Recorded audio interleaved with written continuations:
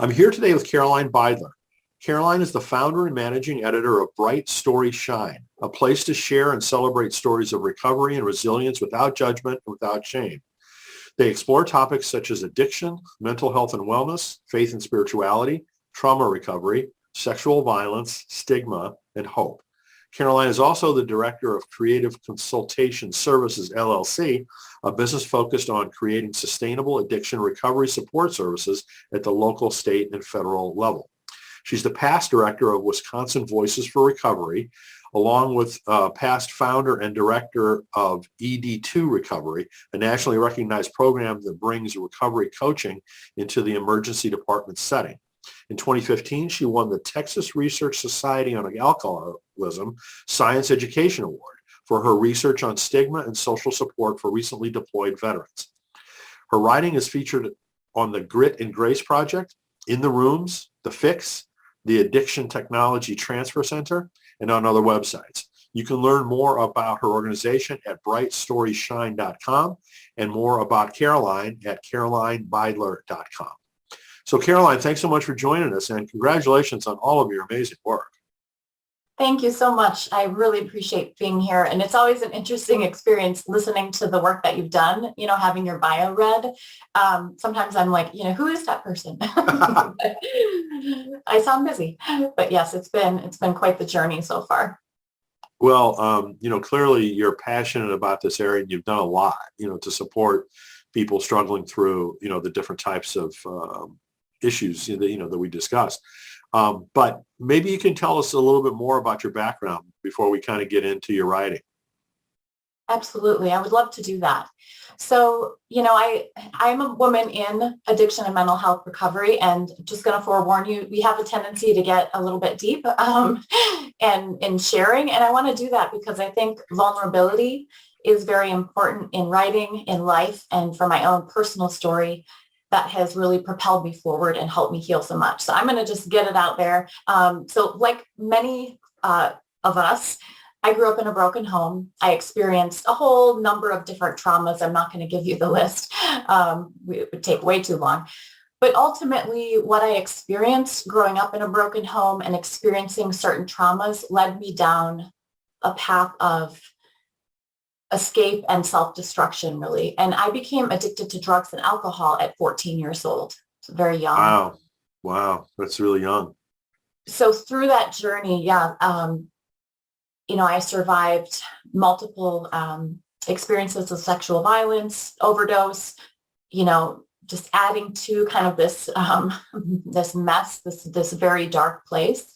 And through that, a couple decades later, I became a believer. And that conversion experience in my 20s, so I did not grow up in a Christian home.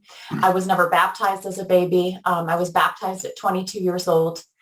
Since that time, it was really kind of this moment of catapulting me into the world of faith and giving me a foundation to kind of build my healing on. I really started learning at that time too what Jesus meant, when he said we need to carry our crosses. I felt like I had been carrying a very heavy load for a really long time.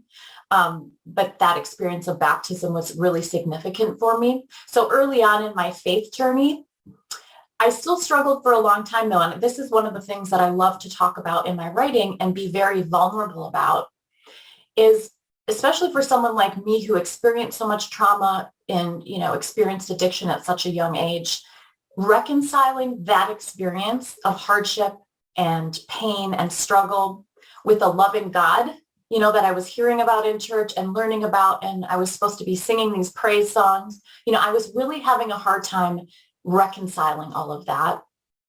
I also didn't know at the time I had undiagnosed post-traumatic stress disorder from everything. So interestingly, I love the way that God designs these moments of encounter with different folks. But I happened upon a book. So I also was an avid reader at this time. I think my post-traumatic stress kept me away from hanging out with people. I had some really good reading time built in there. But anyways, I happened upon a book just by chance called Where is God When It Hurts by Philip Yancey, which I'm sure you're very familiar with. Yes, absolutely. so interestingly, his reflections and stories, totally different. He's a journalist. He's, a very devout Christian and from a Southern Baptist upbringing. Here I am, a woman in early recovery, trying to find my way and figure out faith and all of these things. But something happened to me on a spiritual level that I was able to first see. And he was really, his writing really helped me see this, that my pain had a purpose. And so at that time in my mid-20s, I really started being able to see my experience in a new way. So instead of feeling angry at God, it was more about connecting with this idea of brokenness and suffering and seeing how it was also about redemption. And so, my journey through recovery and now as an author, authors like Philip Yancey, Johnny Erickson Tada, Henry Nouwen, Brennan Manning, all of these people really opened up a world of vulnerability for me. Sorry, you might hear my cat meowing. Gustav likes to make an appearance on my interviews. That's quite all right. Cat or so anyways, animals and children are always welcome. Yeah.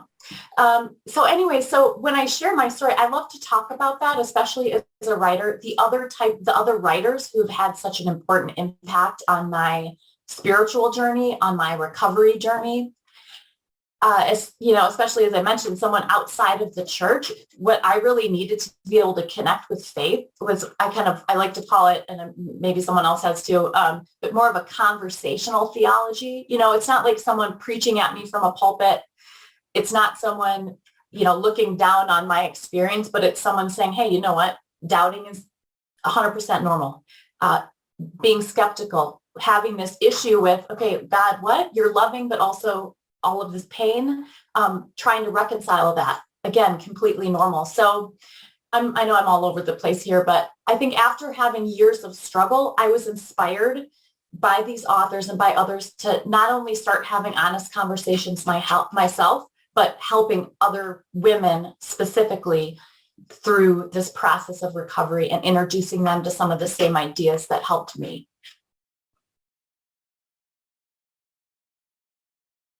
If you could, like some of the organizations that I mentioned, in the beginning, when did you start, for instance,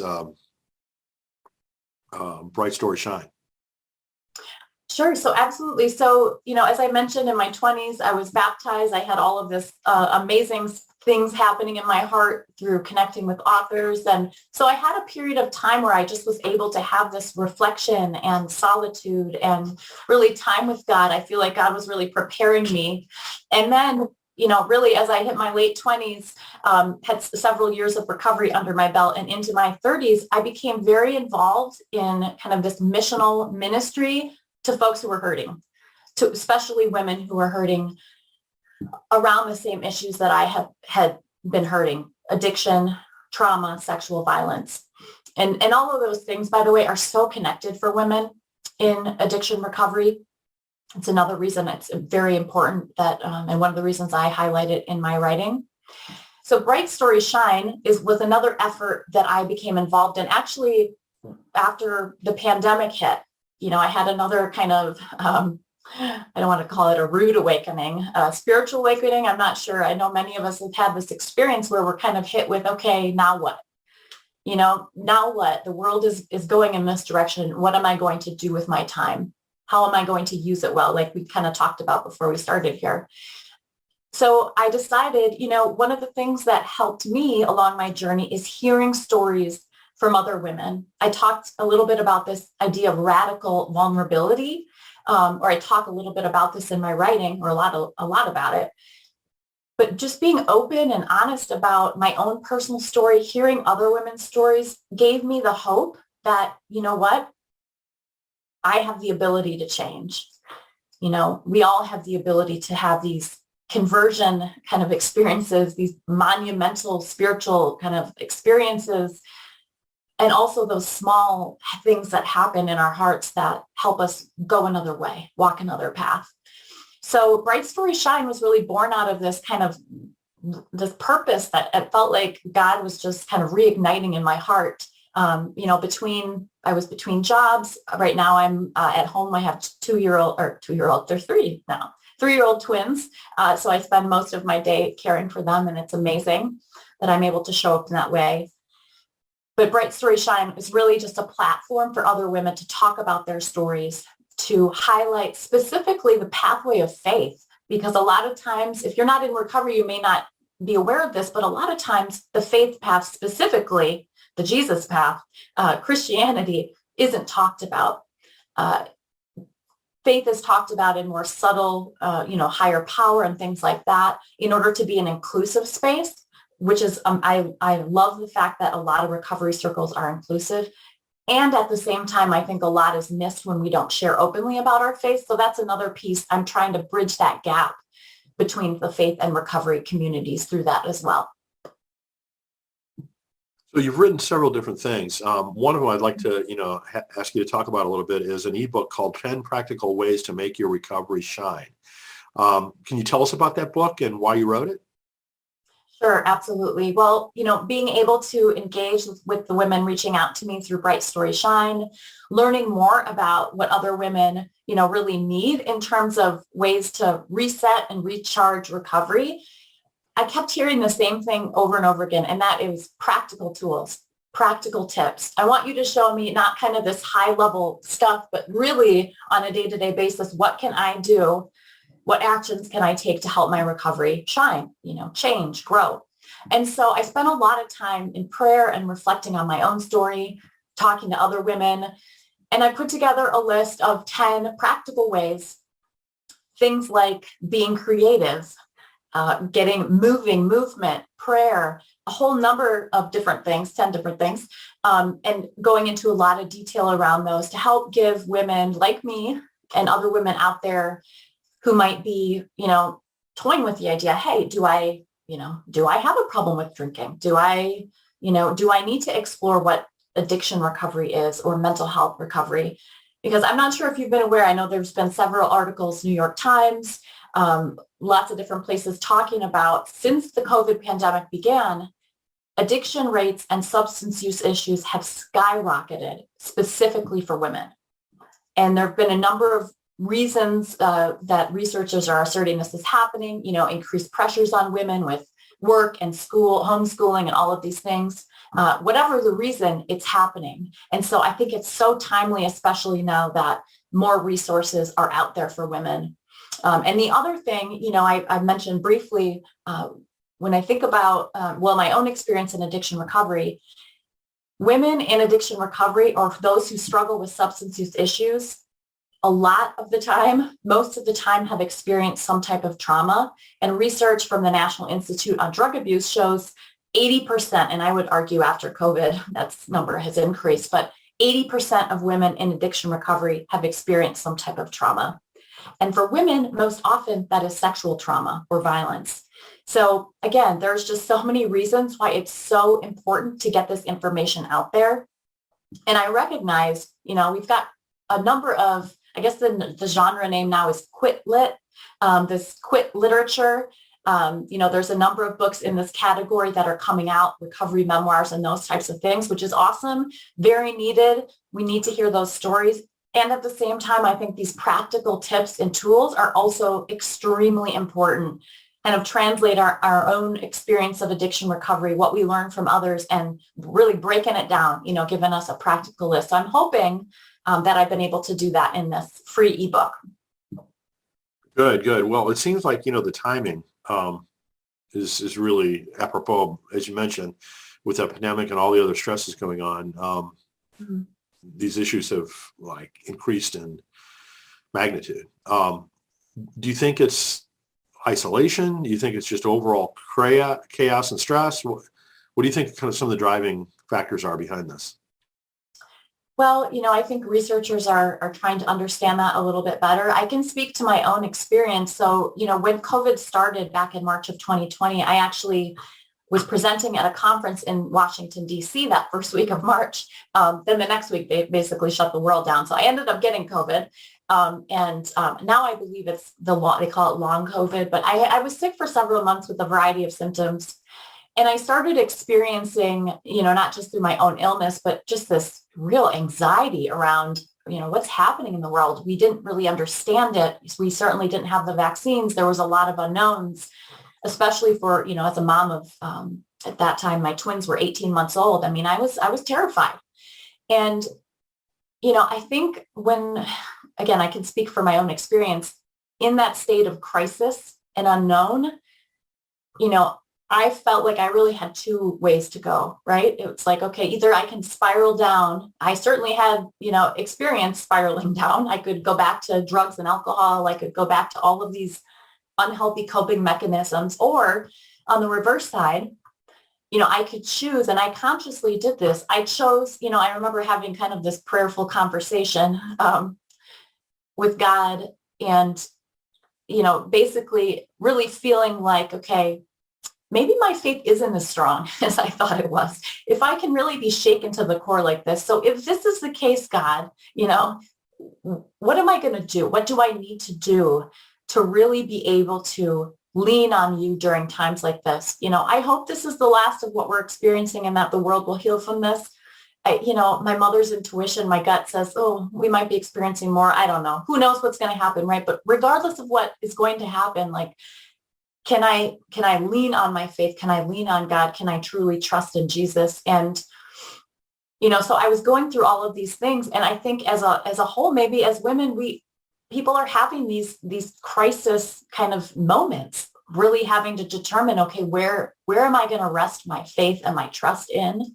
And, for me, it can be a daily, sometimes moment by moment decision. I'm certainly not there 100% of the time. And I have doubts and I have, I'm actually rereading What's So Amazing About Grace and Reaching for the Invisible God. I'm going back and reading some books by Philip Yancey, but, God may not have verbally communicated back to me, but you know what? I feel like God gave me some solution in that, hey, I can find purpose in this. I started Bright Story Shine. Hey, I can talk about my experience of anxiety and struggle. I had to up my recovery program. I'm over a decade in recovery, but I needed to go back to some of the basics because I was struggling so much during COVID, as I mentioned. So just a little bit about my own experience. Again, I can't speak for everyone, but perhaps there's kind of this current of some of those same things happening for other women out there too.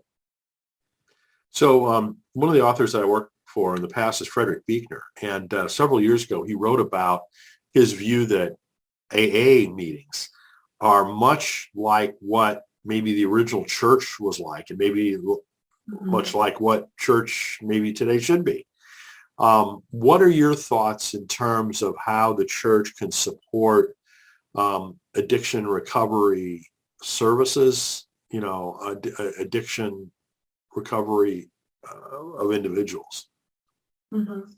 That's a beautiful question. And I love that so much. And as I mentioned, I reread What's So Amazing About Grace. Philip Yancey also speaks very eloquently about this as well. And interestingly, my agent is currently shopping a manuscript that I have out about this specifically, different ways that the recovery community can inform faith communities, because something beautiful happens in the recovery space. And I've told several people this before, but my first experience of this concept of radical vulnerability and honesty, which led me to healing, didn't happen in a church. It happened in a recovery meeting.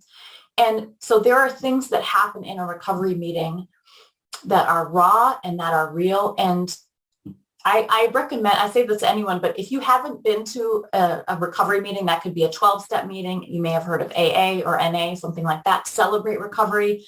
I highly recommend it, even if you don't struggle with anything, because the experience is incredible. So we come together and it's like the playing field is level, right? You could have business executives, you could have people experiencing homelessness, people in human trafficking with stay-at-home moms. We come around a table, usually an open circle, which in and of itself just signifies this openness and this vulnerability, this honesty, and we share, hi, I'm Caroline and I'm, a mess or whatever, however people identify. And that's where I've experienced one of the foundational verses I believe that leads to such healing in recovery spaces is James 5:16, right? Confess our sins to one another, pray for each other, and we will be healed. When we get it all out there. My dream would be, hey, I would love to see small groups veer in that direction, right? Let's sit in a circle and let's tell everyone the worst thing we've ever done, the worst thing has been done to us, and just lay it out there and see what happens. Well, I've seen what's happened from doing that in recovery spaces, and it is miraculous. It is absolutely miraculous what can happen when people come together like that. So I think the church has a lot to learn from addiction recovery communities. And that's one of the things I highlight in my writing as well. I think the other piece, though, to be careful about, because I know personally I have a tendency, if something's wrong with me, I like to point fingers and say, well, this is wrong with you and this is wrong with you. I think that we can explore these topics, not in so much like, oh, hey, this is wrong with, the church, or you should be doing this, but what can we learn from each other? And one of the things I think that the recovery community also can learn from the church is this idea that, just because someone is in a pew on Sunday does not mean they have their life together. In fact, it means they don't, right? All of us are kind of on the same level playing field, whether we know it or not. And so I'd love to see the folks in the basement, of the church and the folks in the pews upstairs kind of come together, because, time is short, right? We don't, and I think that we all need that opportunity for healing. So a lot of what I do in my writing is trying to bridge that gap. So faith communities can learn from recovery communities and vice versa, because there's so much to share there. And, as I mentioned too, it wasn't until I was connected with a recovery community that my own healing journey really started. So maybe we need a Faith Anonymous movement, or something like that. Right. I don't know. Right. Well, what are they? The ex-evangelicals, or I don't know, maybe someone wants to start something like that. So you got a free virtual event coming up in March. Can you tell us about that? I would love to. So anyone can go to my website, brightstoryshine.com. I'm organizing the first ever Women's Global Recovery Roundtable. I actually had a planning meeting this morning. We had women from Brazil, the UK. It's going to be phenomenal. It's interesting. I had this idea kind of planted in my mind, and started talking to women across the US, and then started connecting with women globally. And there is a lot of need right now for women to come together to talk about our recovery stories and talk about what works. Again, going back to those practical tools, because this isn't just isolated in the US. Women are struggling with substance use and addiction issues or trauma. This is happening on a global scale. So I'm really excited to bring together everyone at a virtual table to talk about this. It's completely free, so you can go ahead and register. So I'm excited to see what the day will bring. Hopefully this will be an annual event, but it will be speakers who are leaders in the addiction recovery field in the US and in other countries like Brazil, Africa, all over the place. You can check it out on my website. And I'm very excited. It's also going to be translated in 3 languages, so English, Spanish, and Portuguese as well, live translated. Wonderful. That's very cool. Mm-hmm. So a lot of our audience are writers. Can you talk a little bit about what your writing process looks like? I would love to. So it has certainly evolved over time. I think I started off feeling like it was, I had to be in the right frame of mind and be in, have this inspired feeling, extremely caffeinated. I had to have all of the things, lined up. As I'm getting older, I'm going to be turning 40 here in about a month. What's really helpful for me is to be very regimented and very structured around my writing, and protect that time and make sure it's almost like exercising, right? It's like, okay, here's the time I'm going to be doing this, and kind of working out those muscles. And so just being constant with specific a writing schedule has been helpful. And also, the work that you've done with your platform, engaging with other types of resources that help support authors has been very, very helpful for me, because I learned so much from other people's experiences, and just feeling like, not so isolated in the process. Because when I started a couple of years ago writing, my first book and starting all of this with the platform, for me, well, initially it was all about the writing. And that was, and then getting the agent, I was checking off all the boxes, but I found that the writing piece is actually a pretty small percent of being an author. And so I'm learning how to step into that and embrace that. I think sometimes I'm like, oh, the platform building, but it's exciting because I get to connect with women now across the globe about an issue I care about. So I guess if I had advice for other writers out there like me, would just be to stay the course. Definitely, schedule some time for yourself that is strictly writing time and stay disciplined. And also, continue to connect and learn from other folks like yourself about, the best ways to approach writing and approach the writing career. So as you well know, in today's world, marketing, your work is at least as important as developing the work itself. What do you do from a marketing perspective that you found to be most effective? So that word, it kind of like, I don't know if it's the social worker in me or... Marketing is not a dirty word. I try to tell everybody, folks, it's not a dirty word. I like to reframe it. I'm a fan of reframing things that I kind of have lived. But for me, marketing is really about connection and relationship. I think that, for me, I don't want to see it as marketing myself or marketing my ideas. Although there might be a measure of, having a brand and all of these, like there's another word that kind of gets me. But, for me, marketing is really about building a relationship and connecting with and engaging with my audience around something I care about. Ultimately I do what I do because I want to help people. I want to affect positive change. I think that you just hit the nail on the head on the most important element of marketing, branding, whatever you want to call it. I know those are business terms, but at the end of the day, if your mission is to help other people, that's what matters. Mm-hmm. Yeah, absolutely. I agree with that. Sometimes we have to kind of sift through that language and those concepts, marketing and platform and all of that, but kind of boil it down to that authentic, motivation, helping people, and then we can kind of sort out the rest as we go along. So. Yeah. And so, describing it as connecting and relationships, I think is really a positive thing. I'm glad you are focusing on that and you see it that way. Oh, thank you. So looking forward, are there any future projects beyond the virtual event in March that you want to tell folks about? Well, I would love for anyone listening to get engaged with brightstoryshine.com. I'd love to hear from other folks about resources specifically to support women's addiction and mental health trauma recovery. And, I'm all about creating resources and I want to do those that can help the community out there. So I'd love to hear from folks about ideas that they might have, resources that they would like to see. As I mentioned, I'm working with my agent, getting a manuscript out there and I'm just continuing on. I'm working on a devotional. I don't want to give too much away, a couple other things. So I'm really excited and I'm kind of all in, the writing author space right now. And I'm hoping to come out to Colorado also for your conference in June. I'm very excited about that. So I'm hoping that will be in person. So we'll kind of see how that works out. But yeah, that's kind of what I have going on. Just stay on the course and wanting to continue helping those out there who are struggling.